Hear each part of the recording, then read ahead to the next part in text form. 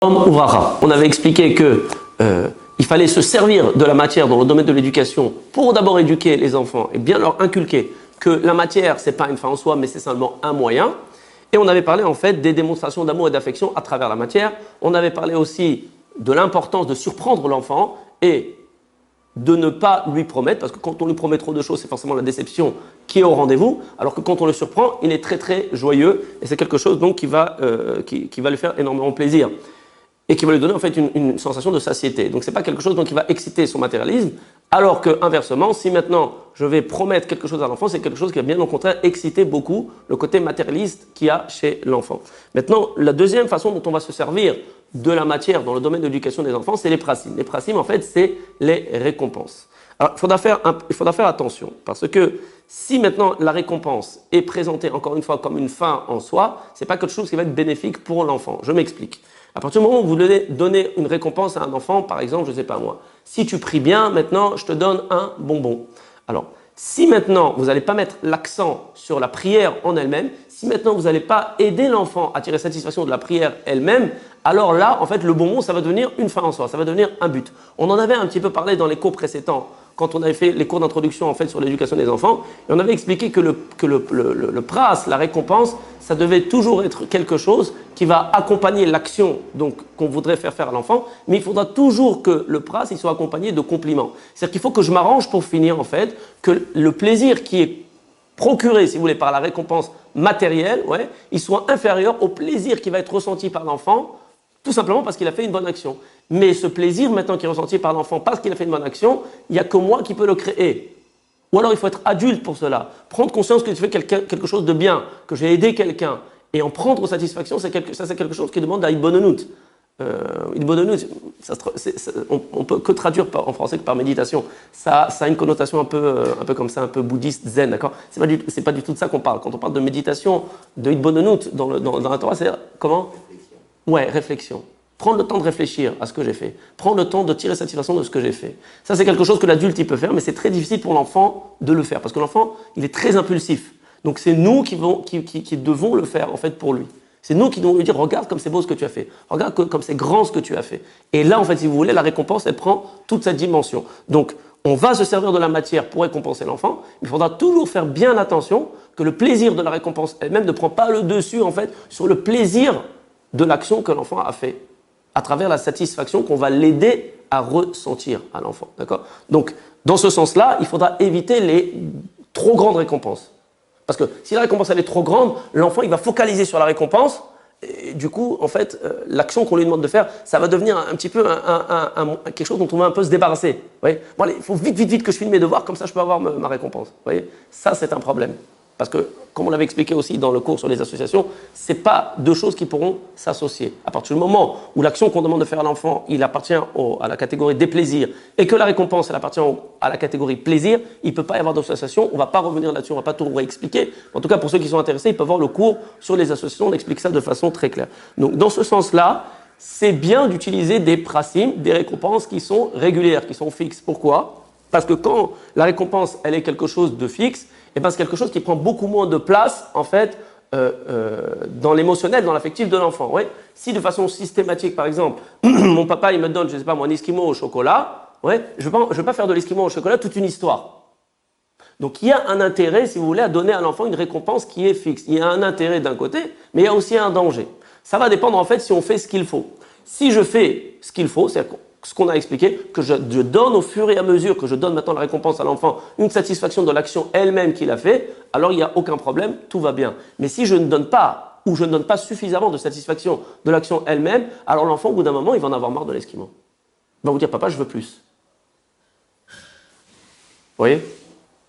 Donc, se servir d'un pras, d'une récompense qui est une récompense qui est fixe, oui, mais toujours se soucier de donner de la satisfaction à l'enfant de l'action elle-même qu'il a fait. De mettre l'accent, si vous voulez, sur la valeur et pas sur la matière. Et encore une fois, en cela maintenant, je vais bien inculquer à l'enfant que la matière en elle-même, ce n'est pas un but. La matière en elle-même, c'est qu'un moyen. L'enfant il vous demande quelque chose de bon. Papa, j'ai envie que tu m'achètes, je ne sais pas moi,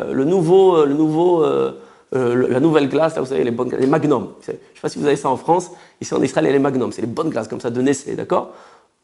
c'est bien de lui dire, écoute, on l'achète pour Rosh Chodesh. Pas dire non, parce que si vous dites non, l'enfant il va commencer à s'imaginer. Oh là, qu'est-ce que ce serait bien si j'avais cette glace? Et pourquoi mon copain il a toujours cette glace? Et pourquoi? Évitez de dire non. Même si c'est quelque chose qui, d'après vos moyens, coûte cher. D'accord? Là, on a pris l'exemple d'un Esquimau, ça va, c'est pas la mer à boire, d'accord? Mais des fois, l'enfant demande quelque chose de plus. Ouais?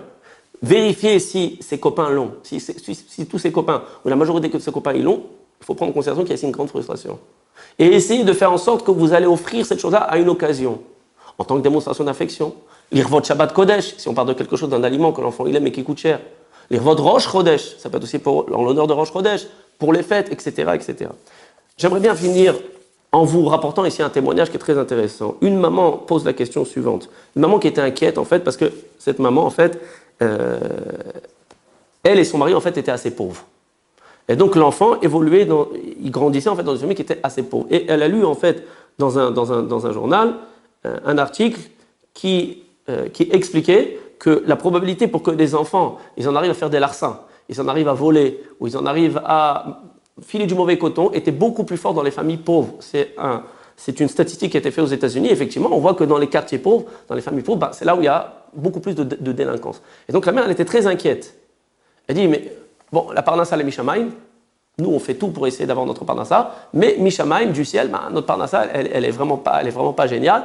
Et on est plutôt considéré comme une famille pauvre par rapport à notre entourage. Donc, ils étaient très inquiets par rapport à leurs enfants.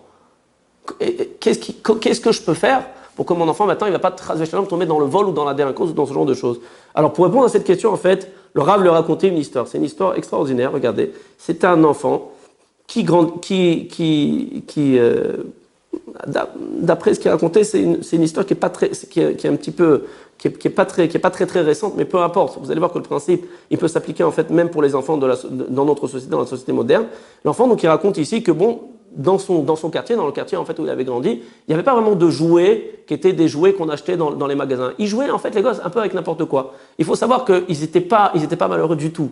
Les gosses, à l'époque où il n'y avait pas forcément des jouets si élaborés qu'on a aujourd'hui, ils savaient s'amuser, même s'éclater avec des choses qui étaient complètement simples, d'accord? Ils prenaient une branche d'arbre, ils arrachaient la branche d'arbre, et puis pour eux, c'était une épée. C'était une épée laser, machin, que vous allez acheter maintenant en supermarché à 200 ou 300 shekels, d'accord? Il ne faut pas croire forcément que ce qui est super élaboré, c'est ça qui fait plus plaisir aux enfants. Bien qu'il faut prendre en considération, comme on l'a dit, le fait que en fait, les autres enfants ont cette épée. Si les autres enfants ont cette épée, alors il va falloir s'arranger pour aussi lui offrir. Quoi qu'il en soit, cet enfant en question, bon, c'était un enfant, voilà, qui a grandi comme tous les enfants de son quartier. Et puis, il n'était pas du tout habitué à recevoir de l'argent, cet enfant. Et puis, un jour, il y a les grands-parents qui viennent et ils lui donnent des dmei Hanouka pour la première fois, de l'argent de Hanouka. Ils lui ont donné une somme assez importante. Et l'enfant, en fait, il était un peu déconcerté parce qu'il n'était pas habitué à avoir de l'argent entre les mains. Alors, l'enfant demande à ses parents, papa, maman, qu'est-ce que je fais avec l'argent? Alors, ses parents, ils disent, écoute, réfléchis, tu feras avec l'argent ce que tu veux. Quelques jours après, l'enfant retourne chez ses parents et dit, papa, maman, je sais ce que je vais faire avec l'argent. Qu'est-ce que tu veux faire avec cet argent, mon fils? Je veux donner cet argent à la famille Cohen. La famille Cohen qui habite à la rue Untel? Oui. Le père se retient, mais vous voyez presque un rire. Et la mère éclate de rire. L'enfant se sent presque vexé par le rire de sa mère. Pourquoi elle se moque de moi? La famille Cohen, elle éclate de rire. La mère prend son enfant, elle essaie de la consoler, mais maman, pourquoi tu rigoles? La famille Cohen, tu sais pas, meskenim, ils sont pauvres. Ils n'ont pas de quoi payer leur note d'électricité, maman, pourquoi tu rigoles? Ils ont besoin de cet argent. Pourquoi la mère s'est éclatée de rire, elle a rigolé?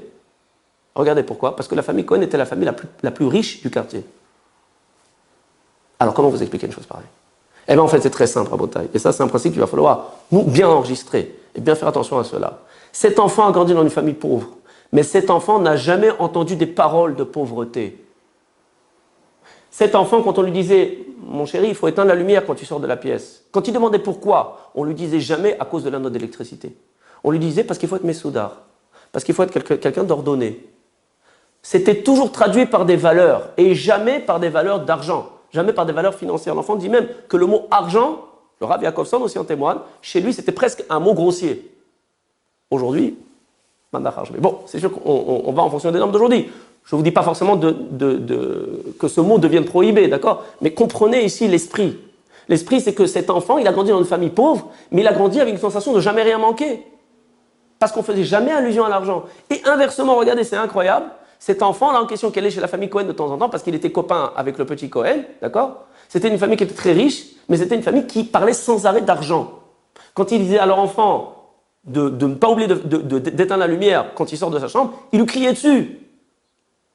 Mais encore une fois, tu as oublié d'éteindre la lumière, mais tu sais pas que l'électricité, ça coûte de l'argent. Qu'est-ce qu'il sent l'enfant? L'enfant, il sent que cette famille, c'est une pauvre famille. Meskénim. L'enfant est arrivé à la conclusion que cette famille, elle n'avait même pas de quoi payer l'électricité alors qu'ils étaient riches.